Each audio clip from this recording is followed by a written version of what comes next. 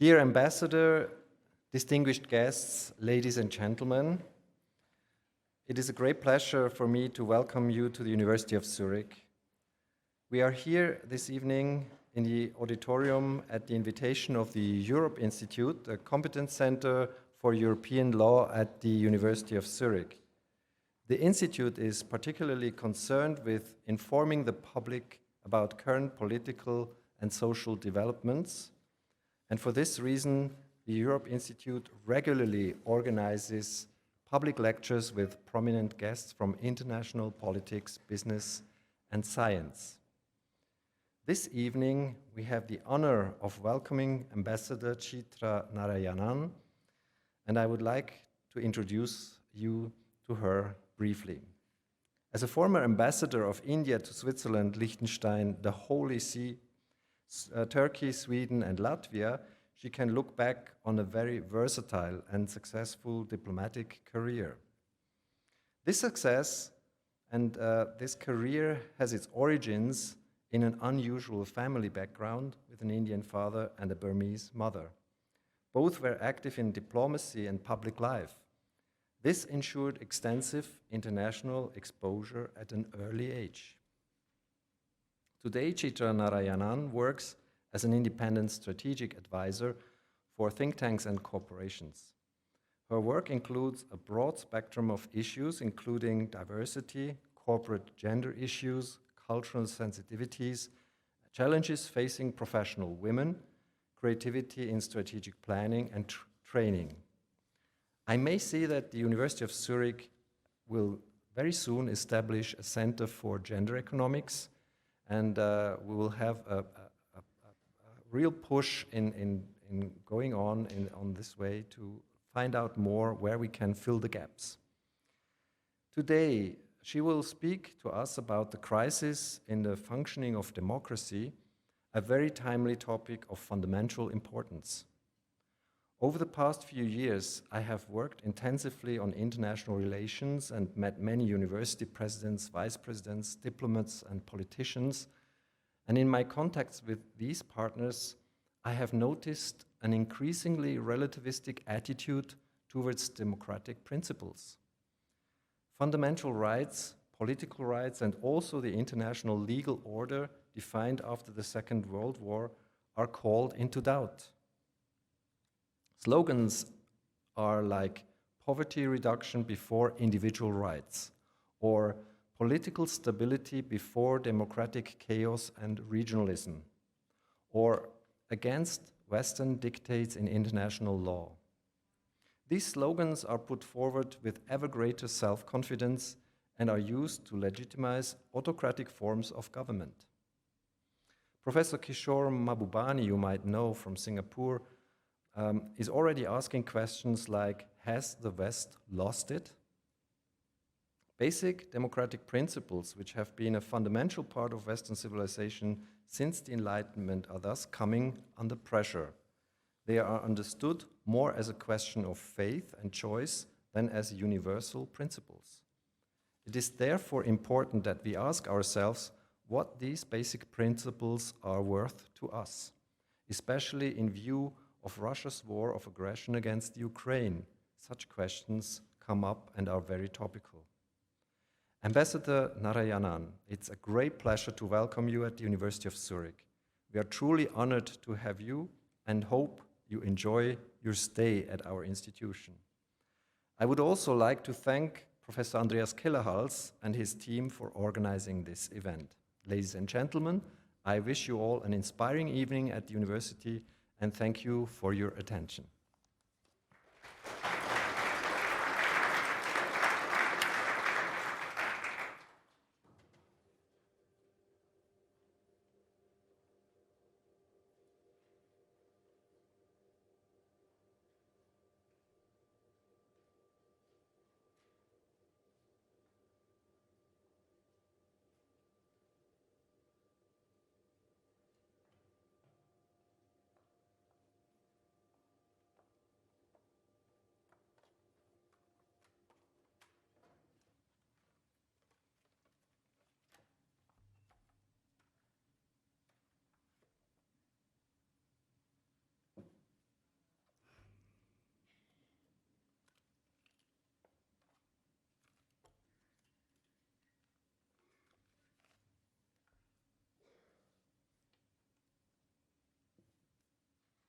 Your Excellency, former President of the Swiss Federation, Johann Schneider-Raman, Professor Christian Schwarzenegger, Dr. Lucia Lehmann, His Excellency Ambassador of India, Sanjay Bhattacharya, Madame Bhattacharya, Professor Michael Hengartner, Dr. Markus Notter, and Dr. Andreas Kellerhals. Most important distinguished audience.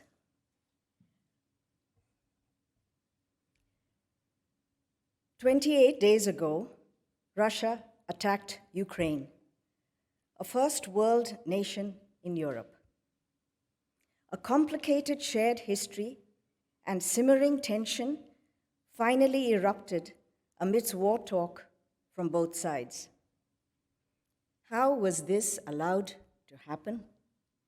Were sufficient efforts made to avoid bringing the situation to this point of catastrophic human and economic crisis with far-reaching consequences?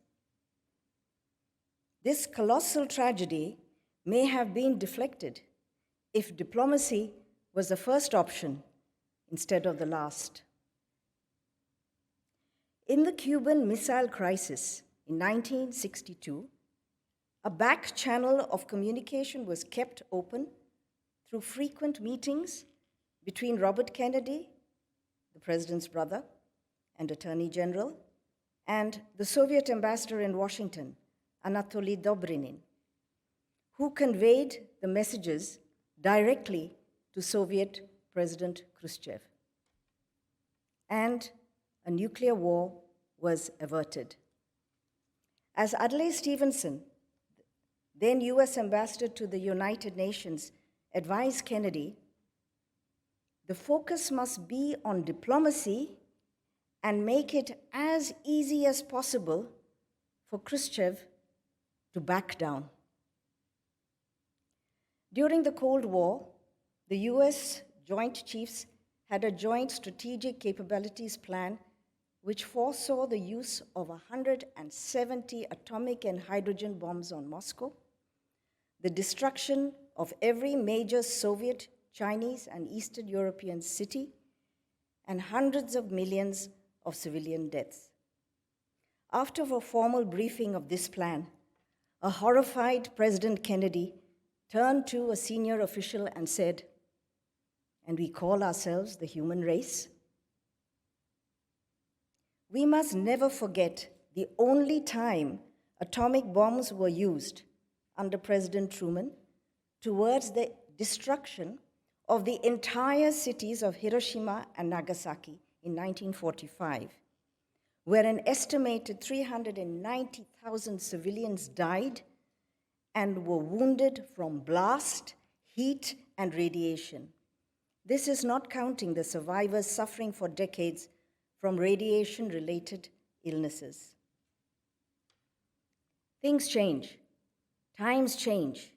Overnight, we have a new world order, one without precedent. In Putin's war, nuclear weapons are spoken of as a possibility. In this part proxy war, Ukraine has the latest weapons that NATO defense machinery can provide. There is even a term for it, lethal aid. Military training by UK and other NATO countries has been going on for many months. The rarely mentioned underside of war are the profits for the defense industry, the profits of conflict. Biden's CIA director, William Burns, warned that NATO expansion is seen as a provocation by Russia and should be handled carefully. All these decades, the USA and Russia managed to play the balance of power game, whatever the reality. Now, that threshold has been crossed.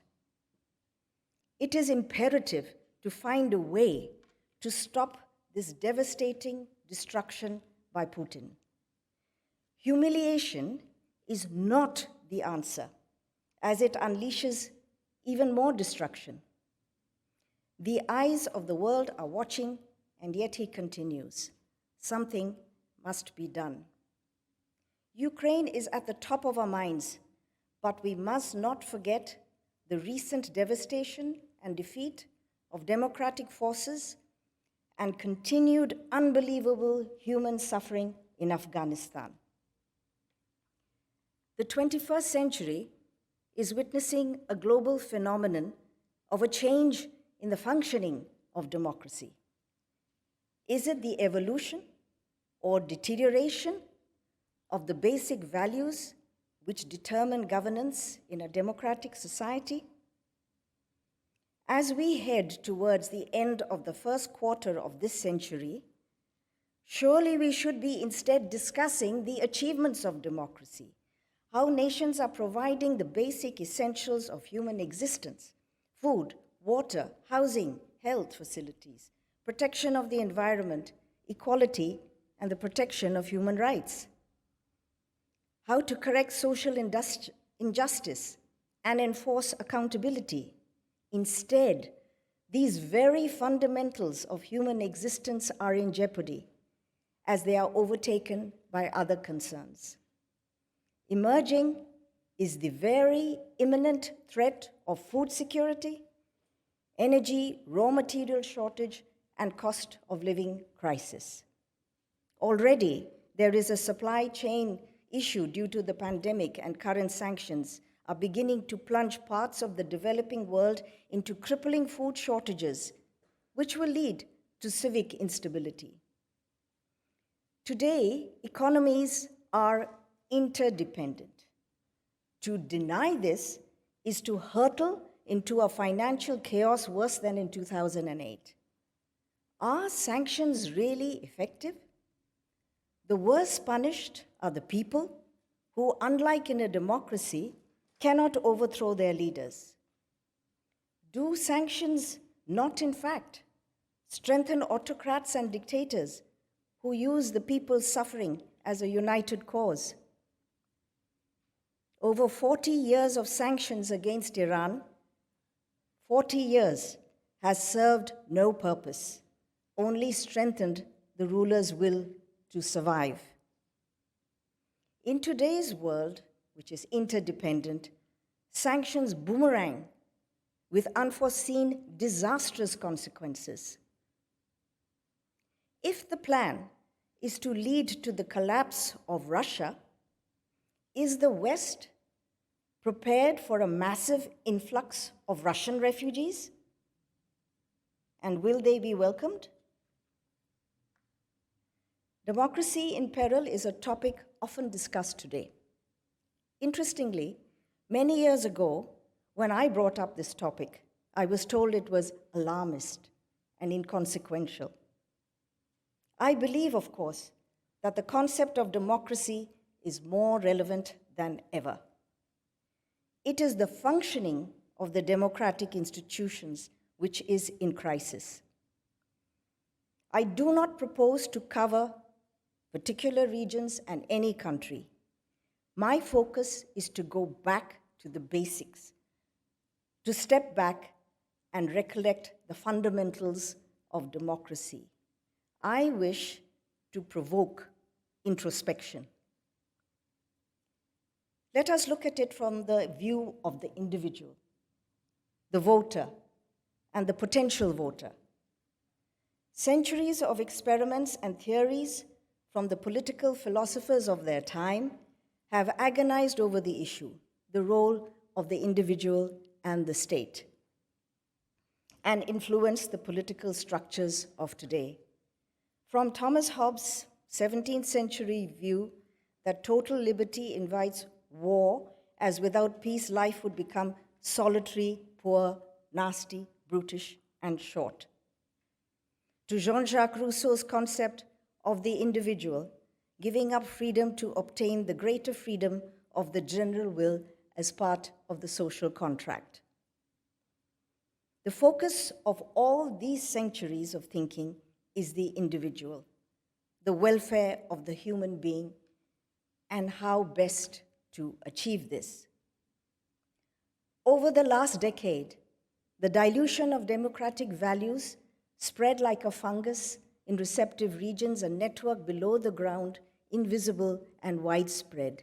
People find it more convenient to obtain news from social media and free tabloids rather than mainstream media like newspapers and news channels. Instead, people select only topics of their own personal interest rather than general knowledge, leading to insular political awareness. The result is that governance and policies are based mainly on public opinion, not facts. The voter has the ultimate power. However, has the voter become too comfortable and taken the democratic right for granted? In some developed countries, many even do not turn out to vote. Have expectations from leaders become too high or too low? Perhaps elected leaders do not deliver, and the voters are disillusioned. Today, we have a visual society at our fingertips. Is there a desire for entertainment from our leaders? We must not forget the basic fundamentals of the functioning of democracy: the structure of a legislature, an independent judiciary, executive, and a free media. It is a well-established system of checks and balances. The individual has rights which go together with duties and responsibilities. As has been said, the individual has the freedom to swing your arms as far as you do not strike your neighbor's nose. When I studied for my master's in political science in Delhi University, we had to study comparative governments. Direct democracy, as practiced in Switzerland, was a special chapter, and I did not dream that one day I would have the opportunity to observe it firsthand. It is unique.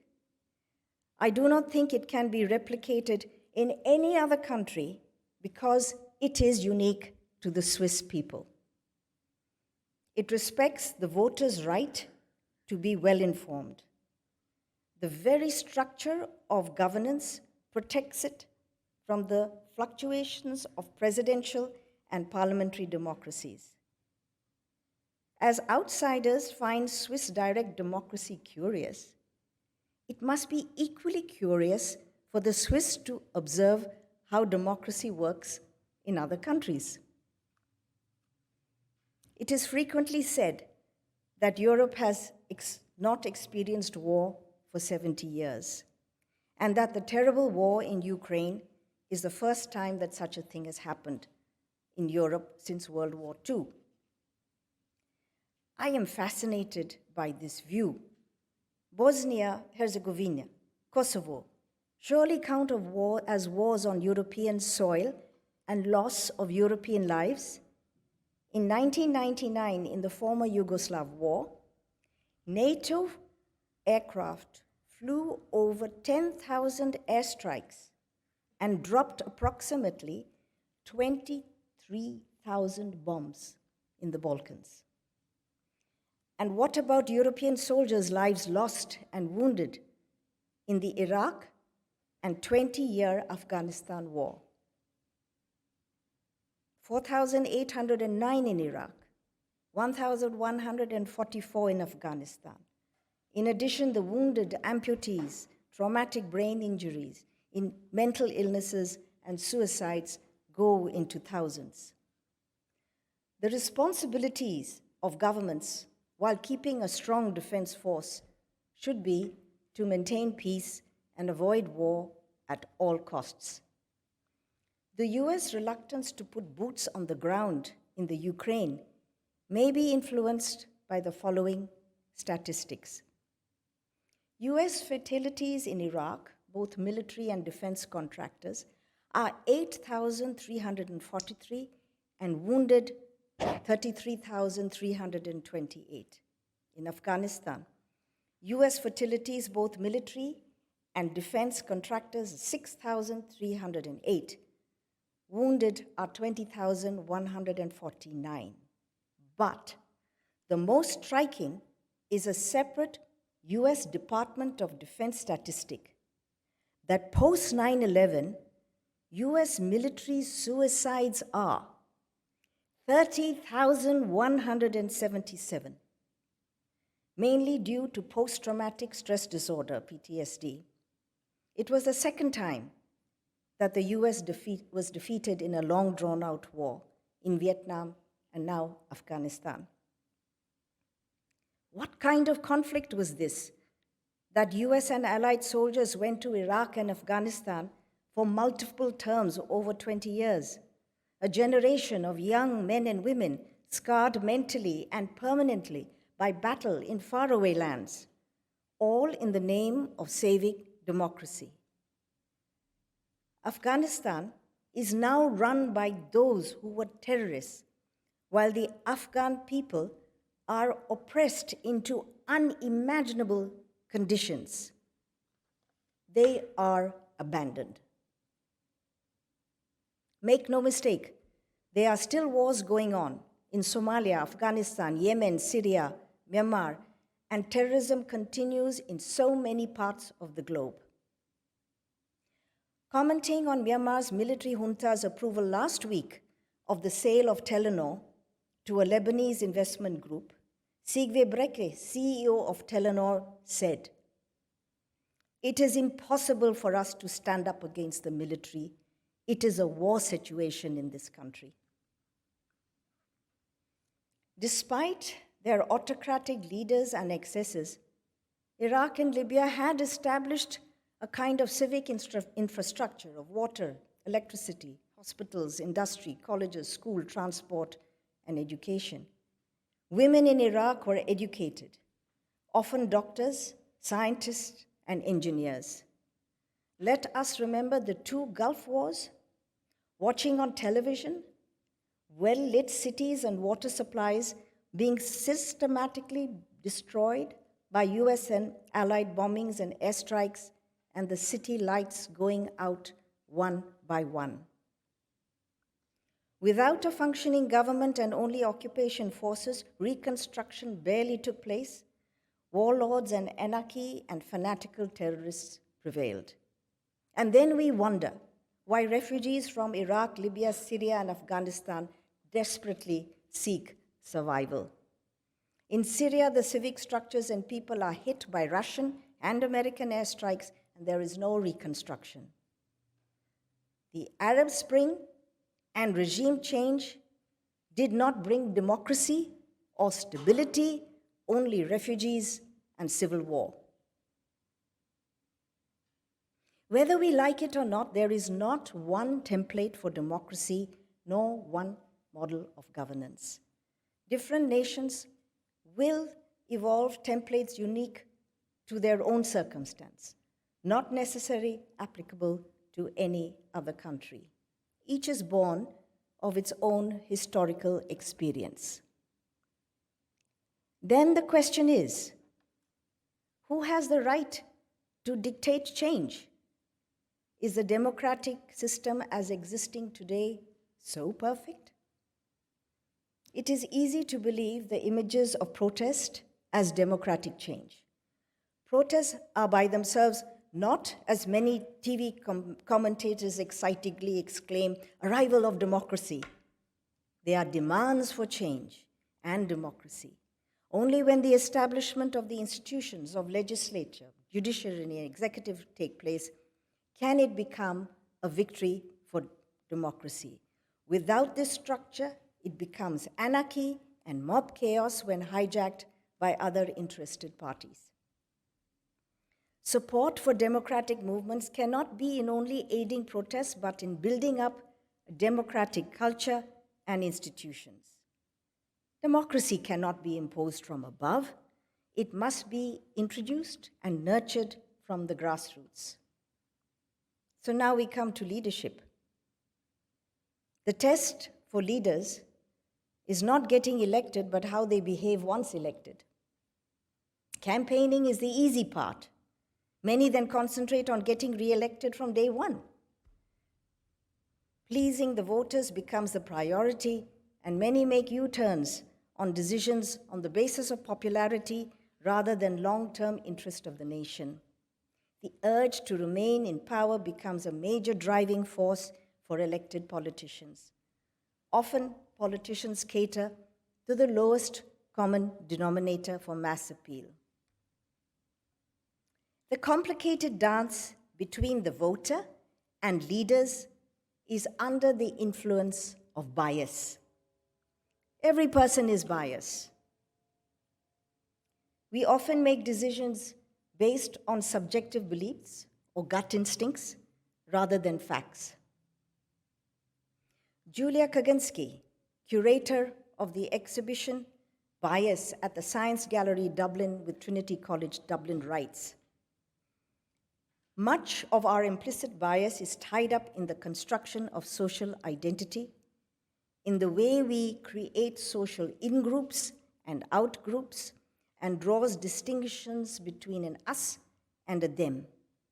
While this no doubt stems from our need of community, safety, and belonging, it also leads to various forms of social segmentation, exclusion, stereotyping, and prejudice based on gender, race, ability, class, or any other metric of social difference.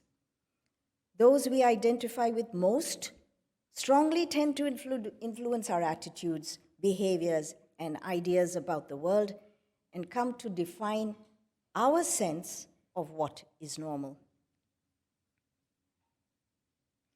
How do we break this bias?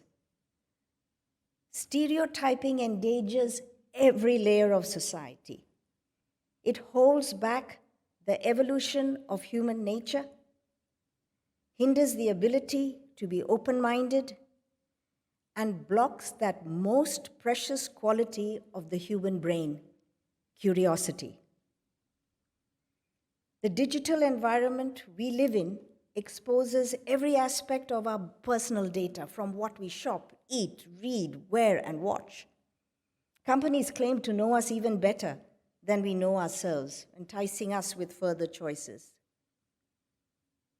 Artificial intelligence, AI, is not immune to bias. It is inherent in the design. After all, it is based on data and statistical analysis collated by humans. I quote again Kaganski, "The problem of bias in culture and in our AI systems present thorny political and philosophical questions that cannot be solved through computation alone, and require an interdisciplinary dialogue that asks us to look closely at the values we are encoding in technology today and how they will shape our societies in the future."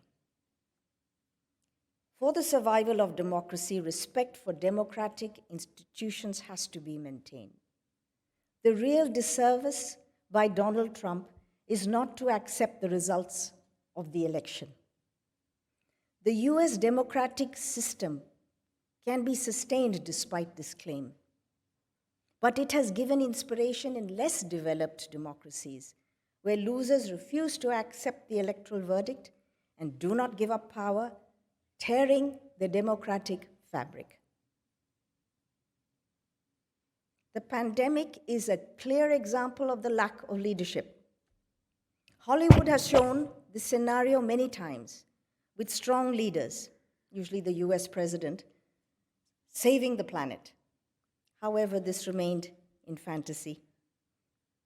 In the pandemic, common sense disappeared and was replaced by the blame game. Yes, it first came out in China. Yes, it spread all over the world. Yes, the UK was one of the last to react. But what is the excuse today? 2 years on. That time it was an unknown, but not today. The lack of global leadership was astounding, not only in nations, but in international organizations like the WHO. Instead of a coordinated response and consultations, nations reacted haphazardly and independently.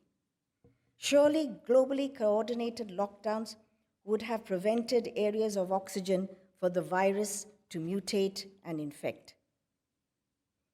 In some countries, there was a debate about the mandatory wearing of masks. This debate in the face of an airborne disease. The amazing development of vaccines saved so many lives. But what happened to the initial talk of ensuring all parts of the world received the benefit of the vaccines? Former UK Prime Minister Gordon Brown's appeal in September as WHO's ambassador of global health financing warned of the urgency to distribute unused vaccines by developed countries went unheeded, and we watched as millions of vaccines were discarded and they were allowed to expire. Until all continents are covered by vaccinations, this plague will not end. A worldwide vaccination campaign was how smallpox and polio were eradicated. Things change, times change. But what does not change is the democratic right of the individual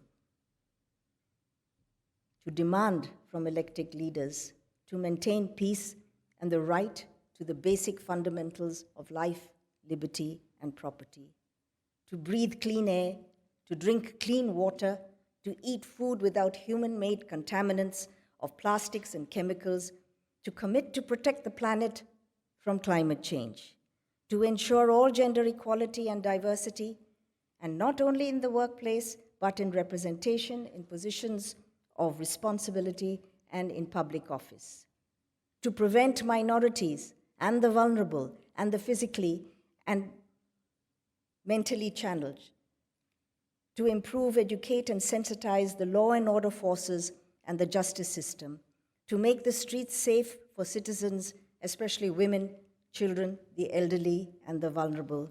This is why citizens pay taxes, not only to pay for wars. Leaders must be reminded that they have been elected to fulfill these aspirations and held accountable when they do not. 22 years ago, we were so excited to enter the new millennium, breathlessly awaiting the consequences of, remember, the Y2K bug. The 21st century, predicted by science fiction authors, was to be the era when humans evolved into superior beings with unimaginable technology. Part of that prediction is true. Technology and the digital world is a tangible part of our daily life. But human beings did not evolve in tandem. Though the human brain evolved to create this awesome digital space, human emotions, by and large, remained in the savage past. How else can we explain this urge for war without honor, rolling back decades of hard-fought for democratic values and human rights? The precarious economic scenario leading to the spread of populism, radicalization, and protests.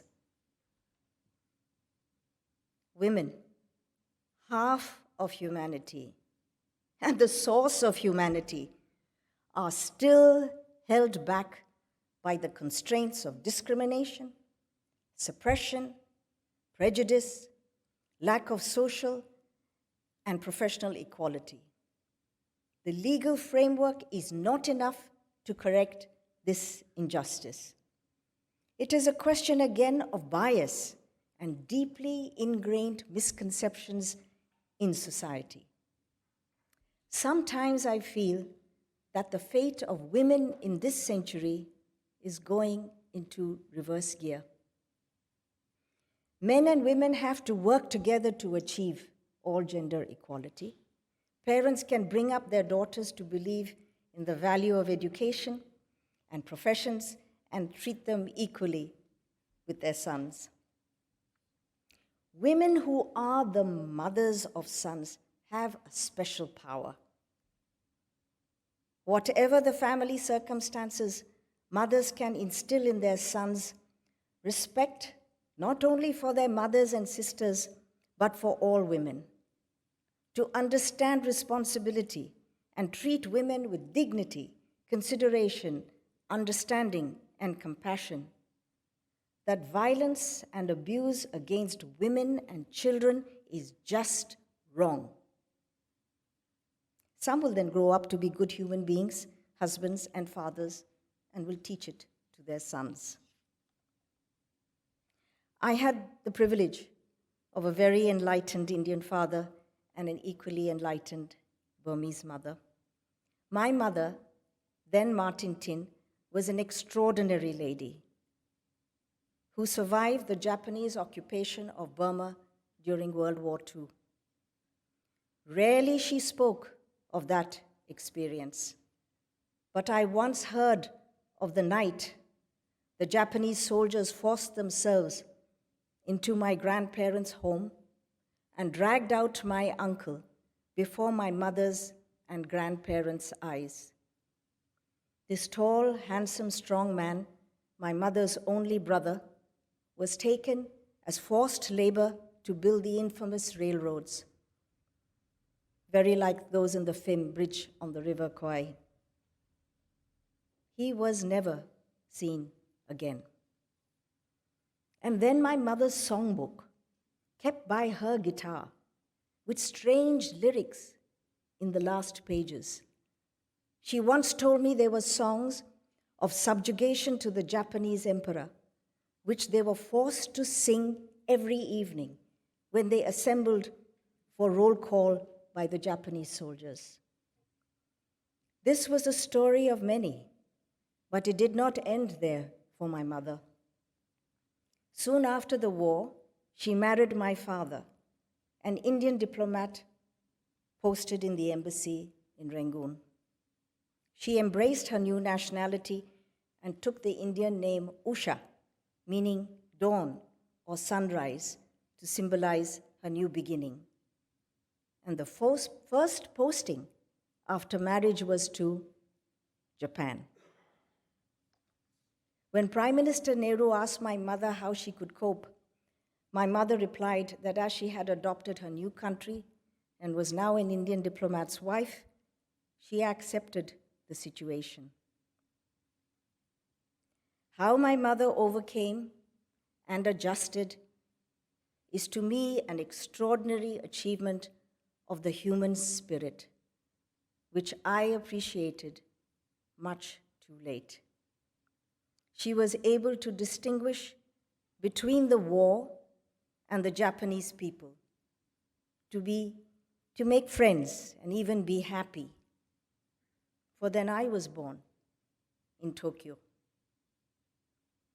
So I learned firsthand the great secret of humanity, the inherent resilience to the challenges of history and the ability to survive tyranny and war with grace and dignity. If democracy is to survive, to evolve, and flourish, it is up to the individual to make this possible. After all, democracy is just not a concept. It consists of the will of the people and their voice through their choice. So it comes down to human nature.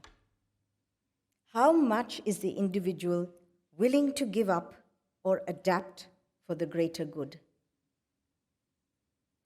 Where there are rights, there are responsibilities. Where there is tolerance, there is self-control. Where there is respect, there is tolerance. Where there is self-control, there is reason. And where there is reason, there is wisdom and peace.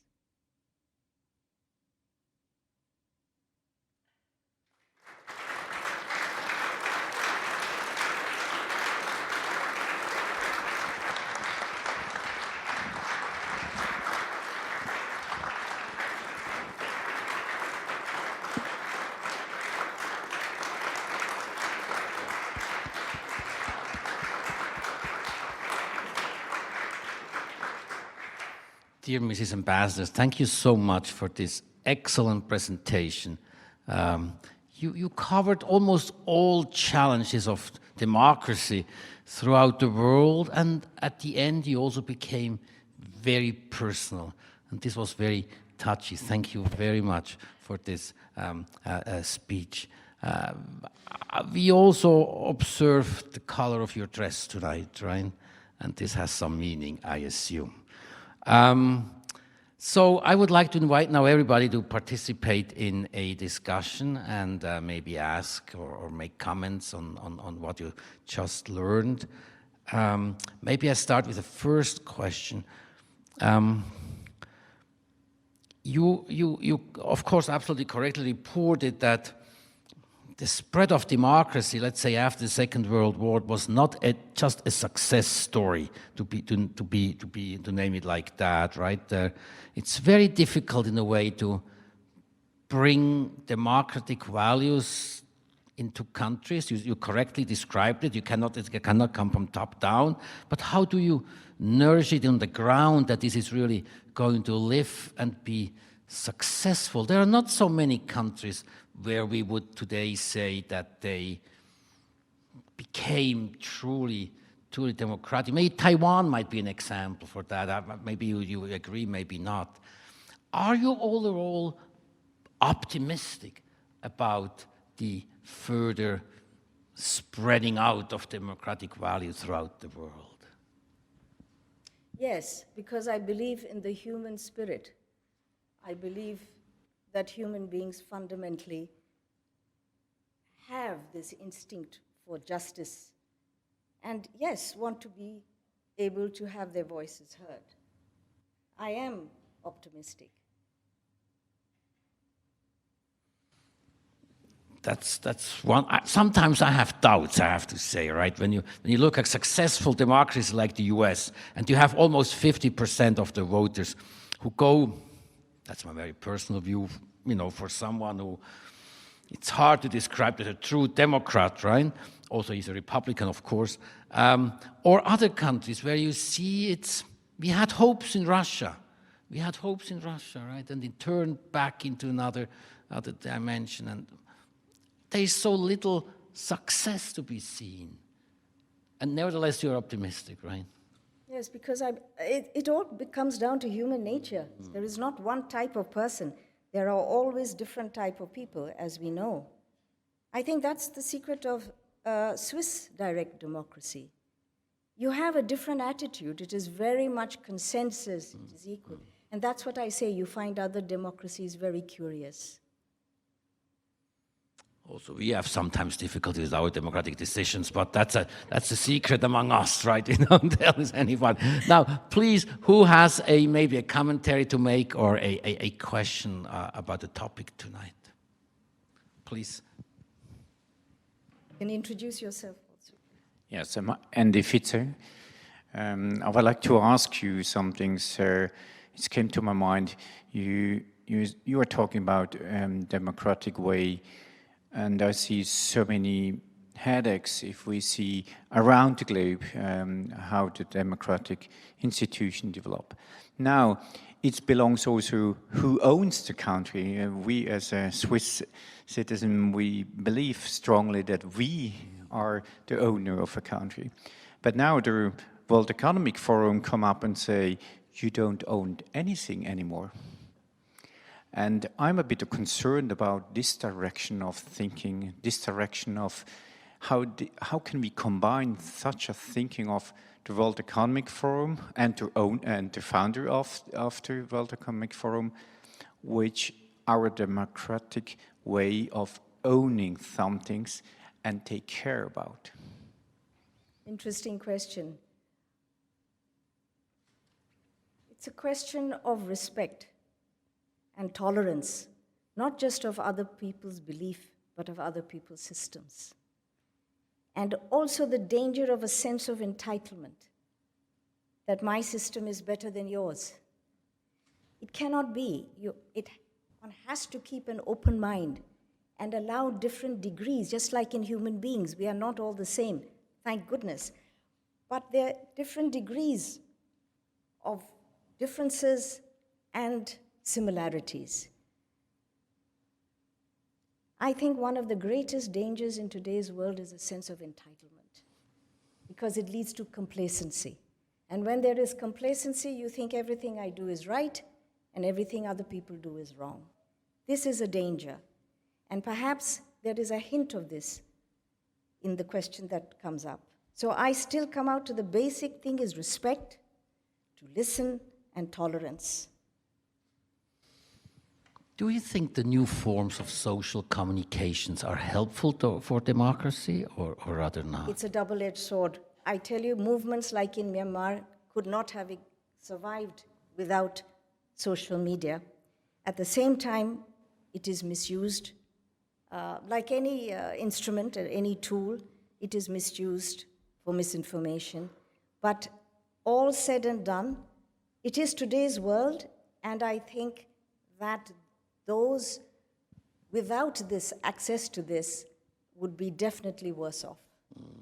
But there should be inbuilt controls, and that's what I talked about, the importance of encoding into technology things so that it is not misused.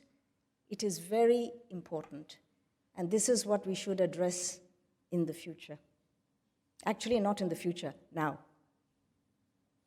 But reality is grim, right? If you look around in the world, it's not always done in such a positive way as you wished it should, right? So reality is difficult. Please, more questions or comments from here, please. Misha Damev. Thank you very much, Chitra, for this very deep thoughts and amazingly well done, because it is a minefield nowadays to talk about anything which could be critical of some things. This is my question in a way also, is I think Mahatma Gandhi said once when he was asked if democracy is something good, he said, yes, it would be a great idea. So what I wanted to say is, being a musician myself, is that you have many interpretations of one work. Or said in a different way, if democracy was a religion, which many people try to spread it out like a religion, then it cannot be interpreted in different ways. And the moment you don't interpret something in different ways, you become dogmatic. The moment you become dogmatic, you lose your sense for democracy. So is it maybe what you said before, the selfishness somehow, that we can step out of ourselves and say, nothing is really 100%, everything can be doubted, and the crisis is maybe something great which happens to democracy? I agree with you entirely, and I think your point puts it really very relevant, dogmatic. This is what, it's the danger, as I said, it's linked to entitlement, that our system is better than yours. You must be a mirror image of our system. But human nature is different. Human beings are different from each other. You cannot replicate democracy. And the danger is when it becomes dogmatic, it becomes preaching. And nobody wants to be talked down to and told, this is what you must do, this is the way you must do it. As I said, it is each nation has a completely different historical way of interpreting. I think you're absolutely right, and the danger is when democracy is preached like a religion. And then you'll have in one country two different types, because everybody has a different interpretation of their own political beliefs. So this is where I go back to the thing that I believe is the secret of the world, which is respect. Really respect for others, even though we may not agree with them. A great risk and danger probably for democracy, in my eyes at least, is also populism, that you make things looking simple and easy, and you, like a messias, can solve all problems if people just follow you. This phenomenon we have seen in firm democracies where we thought this is never going to happen. And this, of course, can happen anywhere almost, I assume. How can we fight populism? Is there a question from the audience also? I think somebody. Okay. Good. Where's a question then? There, please. Considering you rightly pointed out that democratic developments have faced significant challenges, even a situation where we had a unipolar power hegemony by a democratic state in the United States for the last 30 years, do you believe this situation might become even more challenging, considering we are seeing the development of a duopoly with the rise of China? Of a what, sorry? A development of a duopoly of powers when it comes to the world order internationally with the rise of China. But this has already happened. China is the second super economic power in the world. I mean, it is there. You cannot wish it away. We have to live together. It's interdependent.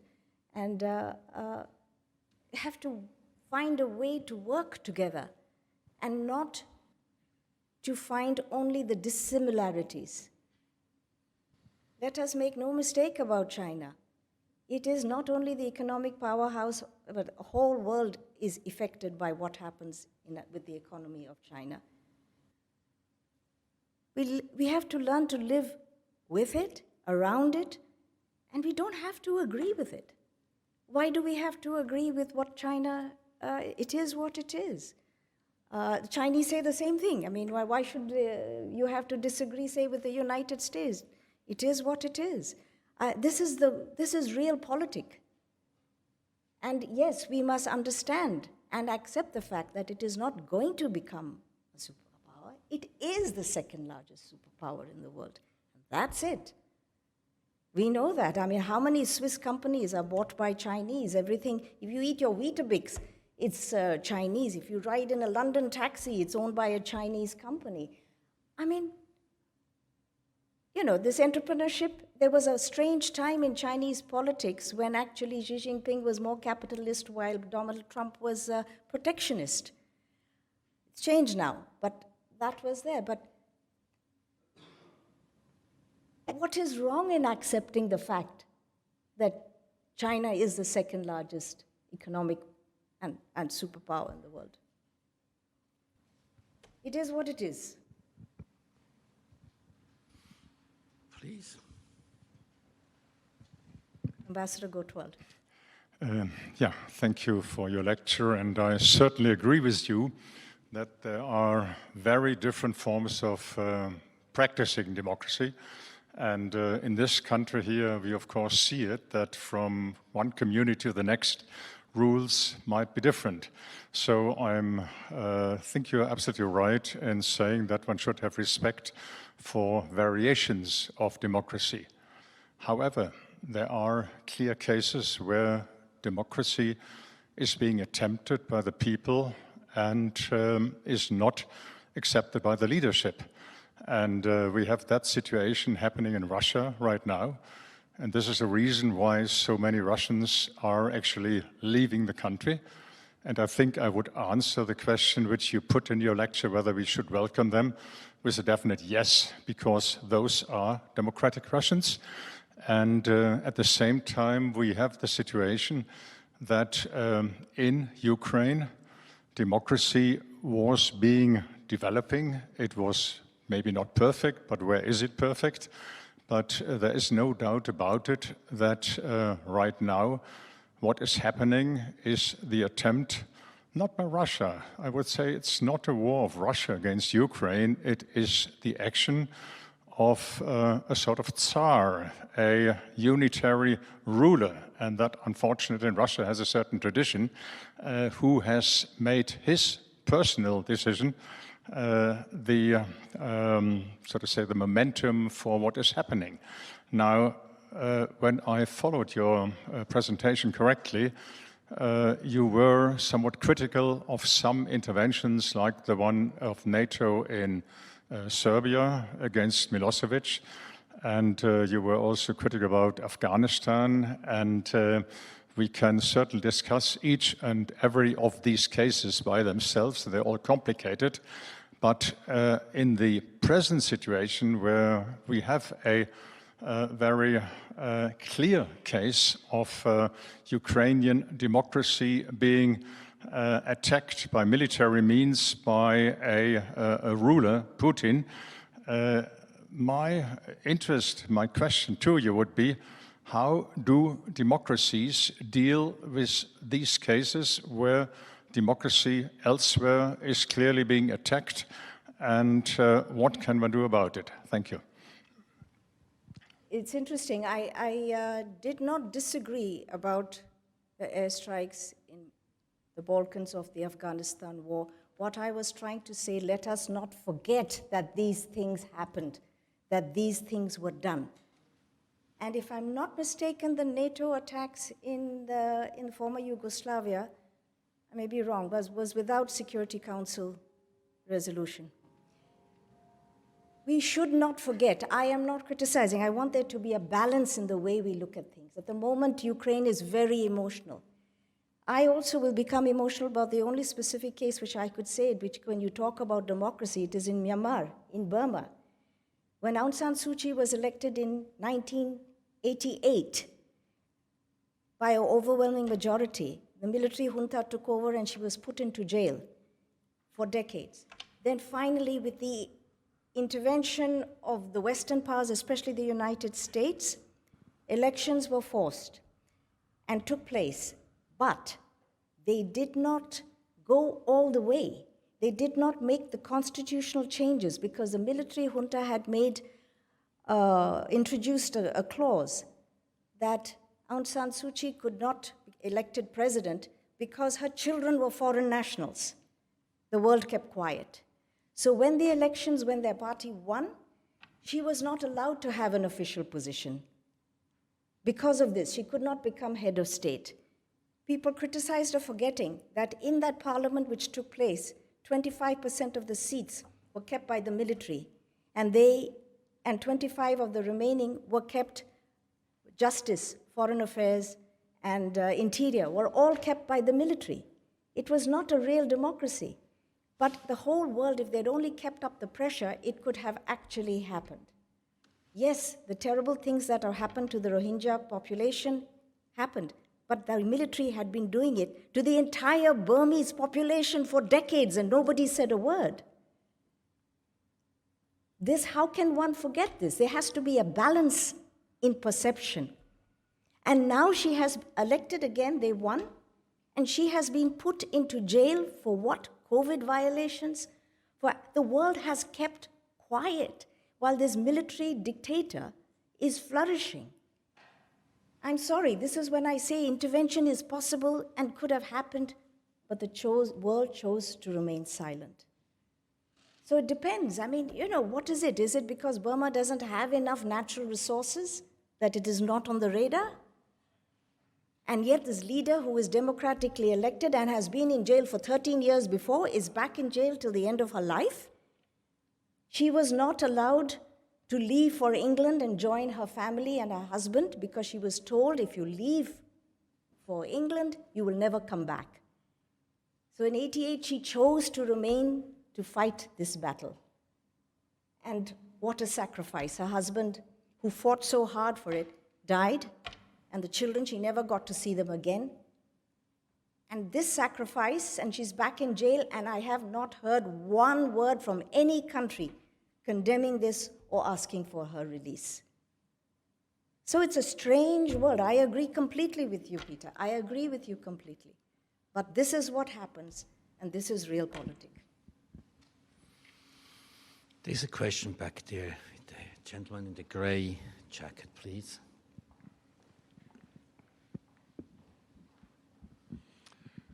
Good evening. Thank you very much for a very interesting talk. I start with apologizing for coming late. I had my calendar at 7 and I showed up and the talk was already going. But the word that... Please, sorry, can you just introduce yourselves for the... my name is Reza Abhari. I'm a professor at ETH Zurich, the university next door. Yeah. The word that... And we don't normally come on this side of the fence, so please bear with me. It's a mistake.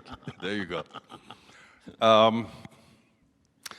Once I was talking to quite a learned individual who told me democracy is not about voting. Voting is a crowning that takes place to demonstrate the acceptance of the population that the government is working on their behalf. There's a whole set of institutions that have to be built up: education, health, safety, defense infrastructure, community networks, etc., that build up, that you end up with, finally you vote and you have a democracy. Without that body, the crown by itself is not worth much. Now, what keeps it all together is also the press, the freedom of the press, and the new technology that we have come up with, social networks, that social media, has effectively collapsed the business model of the traditional media to a point where they had to be embedded within economic systems that basically kept them on life support, effectively made them a little less reliable, resulting in what we call populism. In a way, it could be a symptom or it could be the disease. But if I back out and say, what is the role of technology today is rapid change of information among many people, but to build up the institutions takes time. How do we bridge the gap that building an institution requires significant amount of time with a mode of communication among populace that is much more rapid and changing? To me, my thesis would be, perhaps that is a crisis, the mismatch of the times required for these two elements. And I'll be curious on your thoughts on that.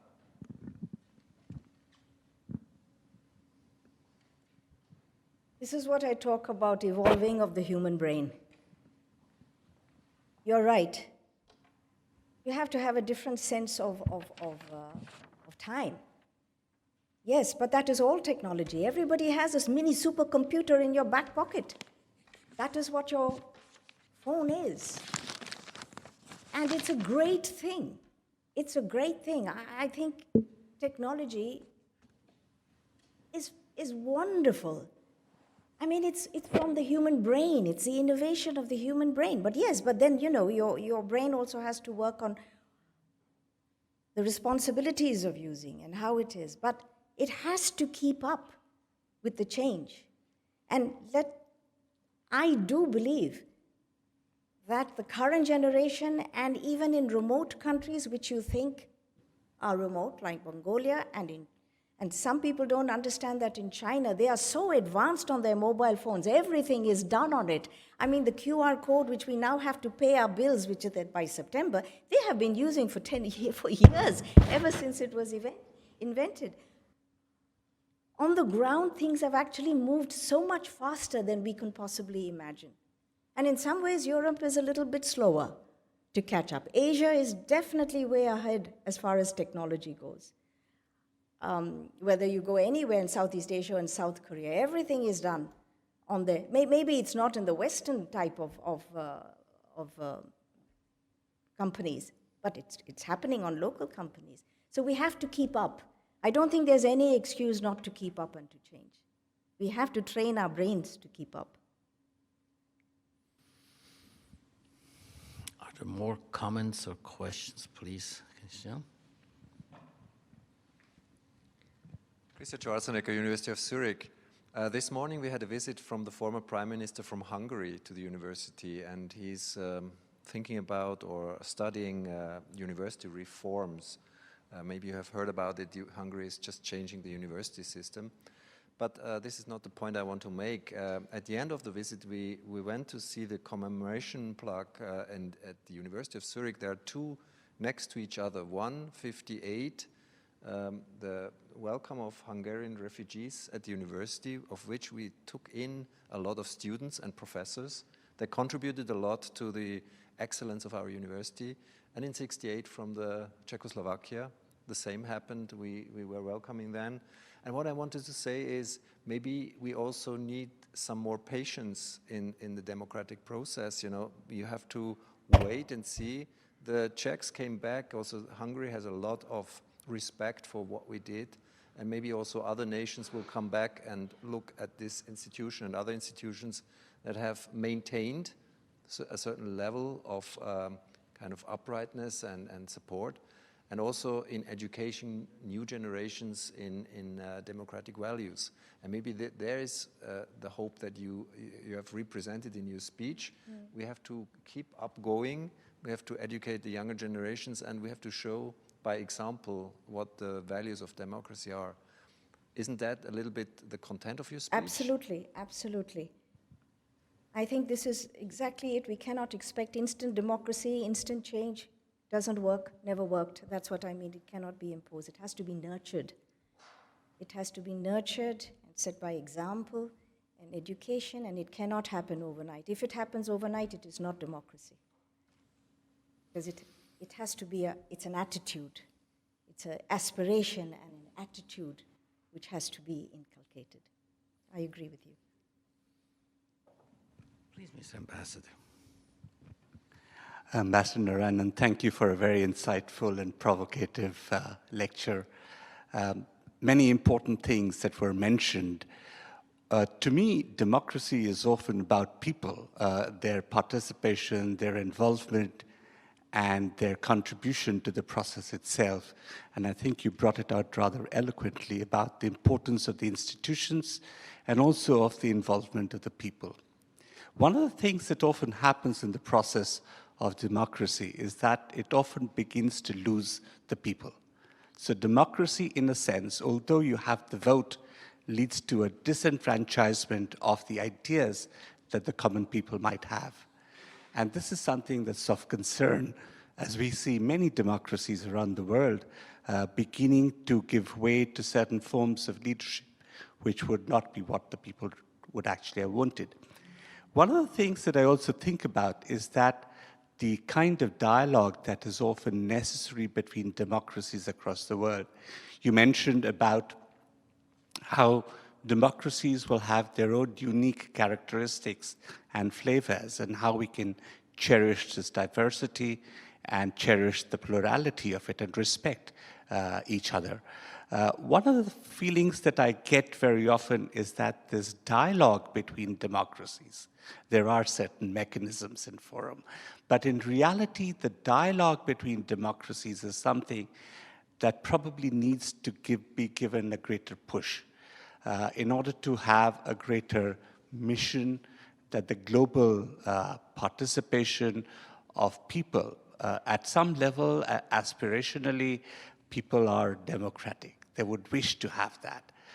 But I think they often get disenfranchised. Do you think there's a role for global governance which brings about a greater dialogue, and how it can happen? Thank you.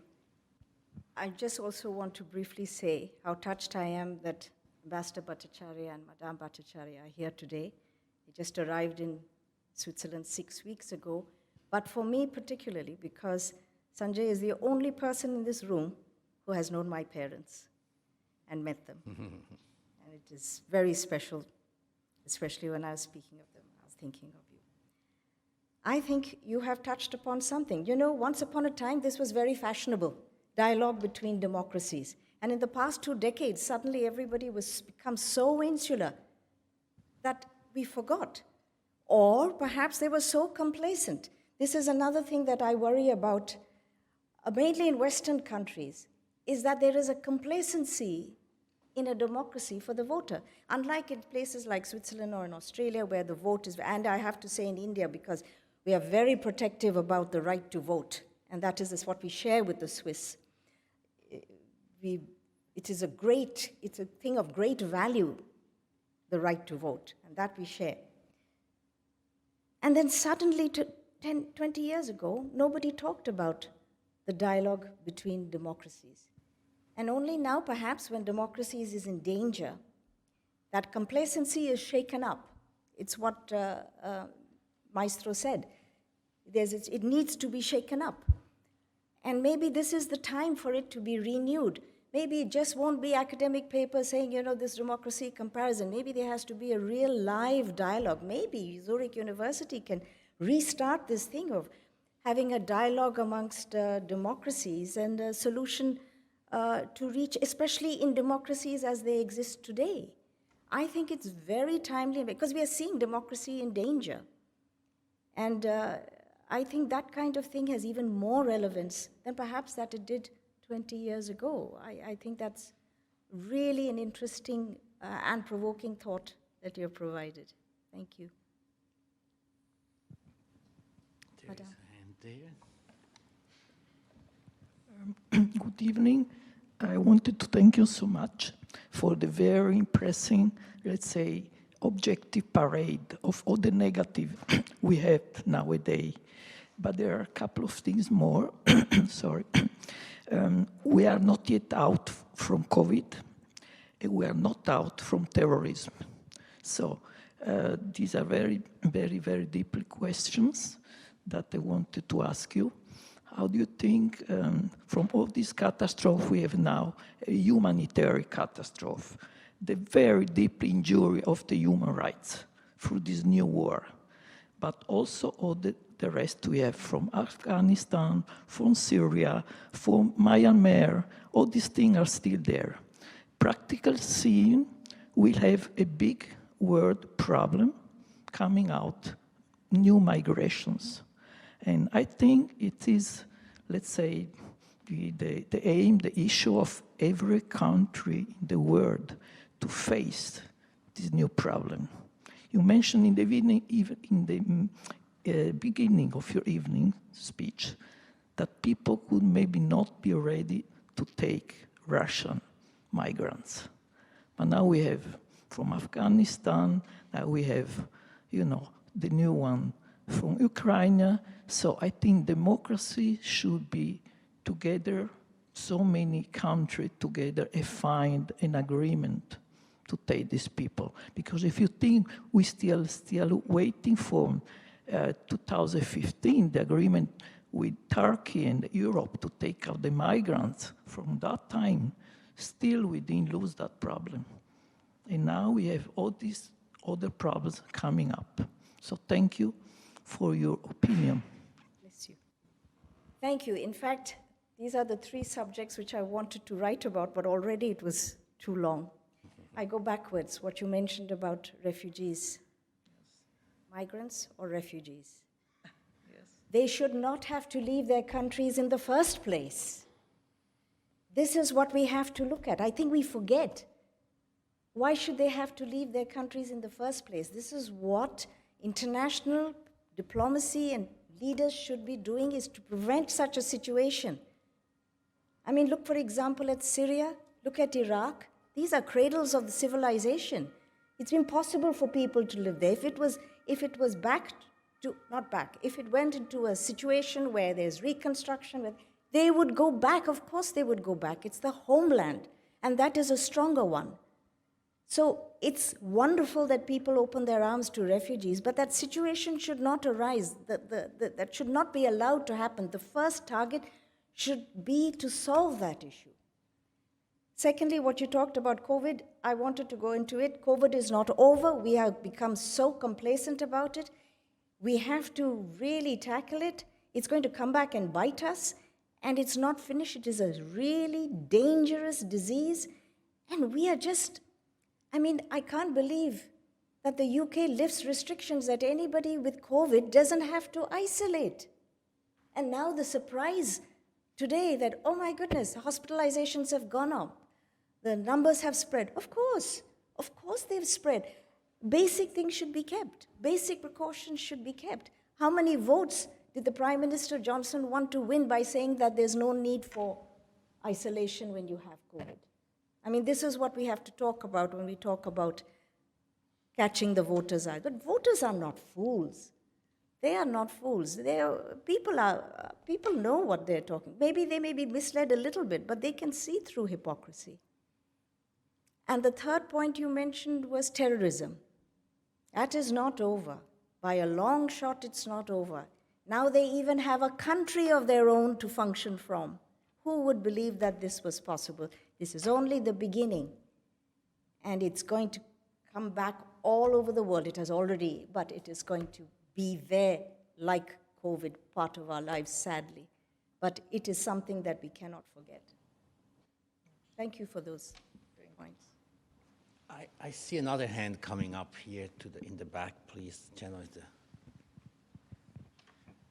Good evening, Ambassador. I'm a student from University of Zurich. Can I ask you a question about, in some situations, there is a conflict between the top concern of a country and the top concern of the people. For example, maybe Russia as a country, the government of Russia may take the security threat as a top concern, but the people may just take their own interest as the top concern, like they don't want their bank accounts to be frozen, things like that.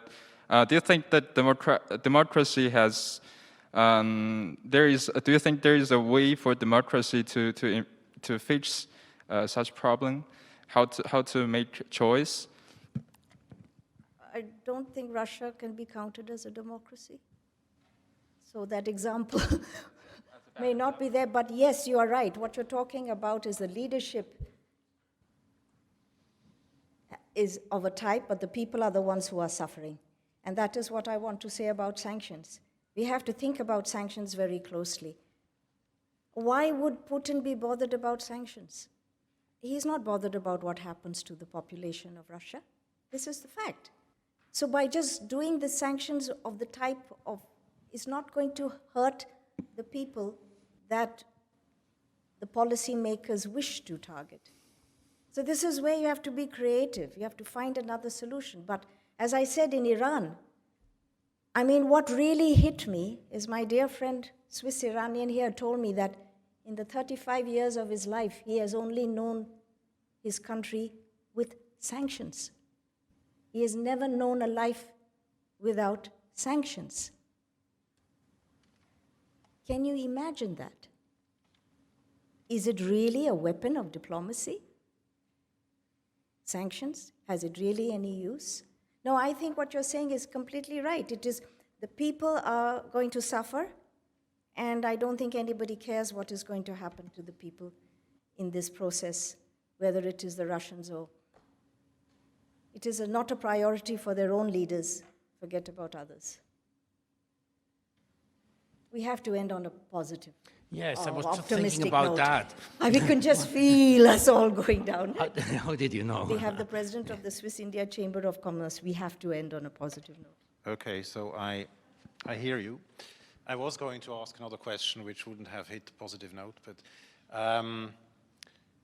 I think linking what you said when Andy asked you, are you an optimist or not, I also tend to be an optimist. But then the point you made before, and I fully agree, it seems again and again, not in the pandemic, not with wars, humanity, people simply don't learn. So, and it really makes me mad. 2 years of pandemic, basic lessons not learned. We have a war, and I think, by the way, the comparison I would make, it's not World War II. It's not the examples you made, because they were not, well, they were close enough, certainly with Yugoslavia, but it is the invasion we had of, we've seen Soviet Union one step further. Now we're back again to new Iron Curtain and a new Cold War.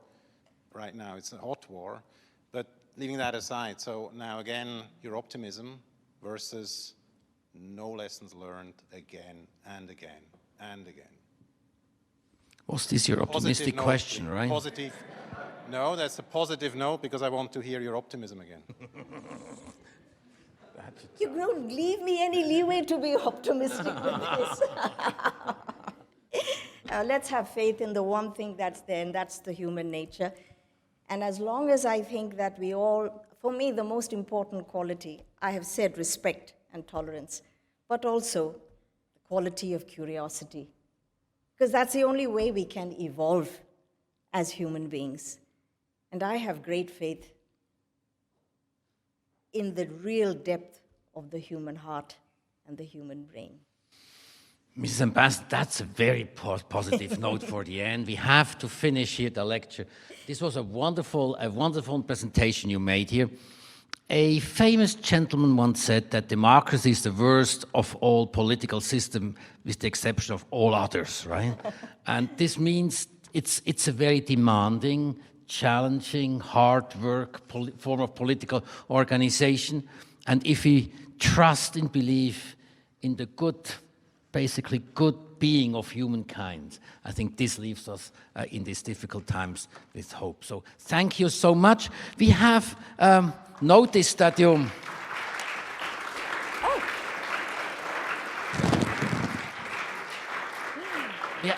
We have noticed that you like colorful, nice things. And we thought we give you a mixture of two products we have here in Zurich. One is a very nice pottery made in Zurich in white and blue. In Canton Zurich, colors. right? And a little bit of gold on top. And inside are Swiss pralines, chocolate from Zurich too. Wonderful. This is for Thank you. A big thank for being here. Thank you very much. Thank you. Thank you very much.